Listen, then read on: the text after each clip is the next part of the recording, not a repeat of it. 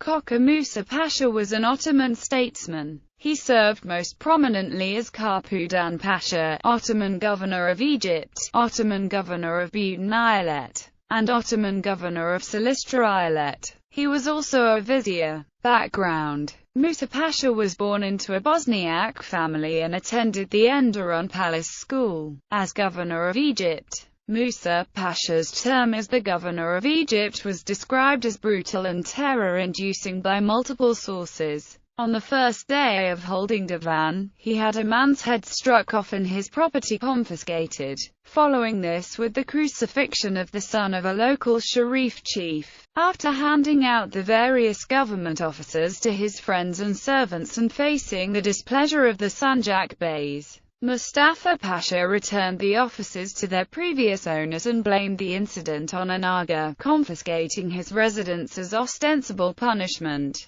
During his governorship, Musa Pasha took on projects and plans to reform the salary system to his benefit and find methods to claim wealthy locals' inheritances. Murder of Qituz Bey. In March 1631, Sultan Murad IV ordered Musa Pasha to send him troops for the expedition against Persia. Musa Pasha gave command of these troops to Emir Qituz Bey, who was of Circassian origins, and imposed a tax on the land in order to pay for the camels to transport the troops to Persia. Musa Pasha then told Qituz Bey that funds were insufficient for the expedition and that it was cancelled. When Qituz Bey protested, Musa Pasha had him killed. On Wednesday, July 9, 1631, the day of Arafah and the day before Eid al-Adha, a day when the emirs traditionally visited the governor's house to wish him well. Qituz Bey was in attendance despite having second thoughts because of his knowledge of his now poor standing with the Pasha. Suddenly, Musa Pasha had a group of men spring upon Qituz Bey, one man decapitating him with a single swing of an axe,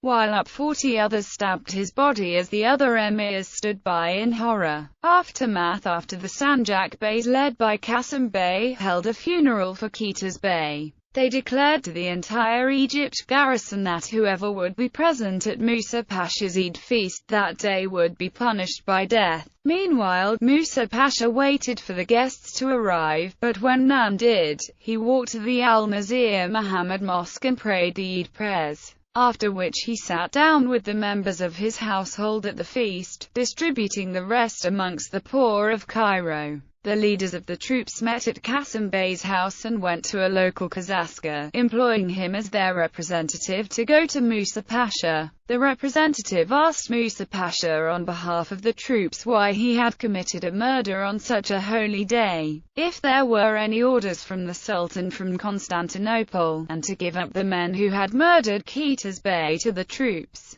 Musa Pasha answered that he had done nothing outside the orders of the Sultan, but neither could he consent to any of the troops' demands. Although this response garnered displeasure from the troops, they left without taking any action. The troops then caught up with 4 of Musa Pasha's trusted men, killed him, and dispersed. 2 days later, now Friday, July 11, 1631, the troops reassembled with all the Sanjak Beys, the leading officers meeting in the mosque madrasa of Sultan Hassan. They met with the same kazaska as before, the Naqib al-Ashraf, and the mufti of the mosque. These representatives were once again sent to Musa Pasha, with the same list of demands, this time also naming 8 of the assassins by name and demanding them to be turned over to the troops. Musa Pasha replied that responsibility was solely his, and that the men were only following his orders,